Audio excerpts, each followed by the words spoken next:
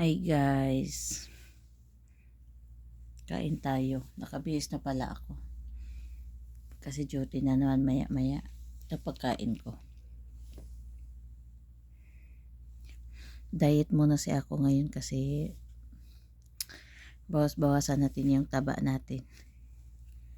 Ayan, may egg ako. Tapos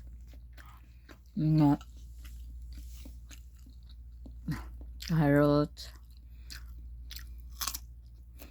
Tapos may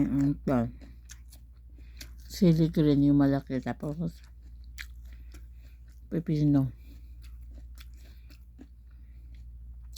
Ito yung food ko for today. Kasi mamaya maglilit na naman. Paubos na nga pala. Kanina pa kasi ako kumakain. Tapos na ako lang isipan mag-video. Nakakain.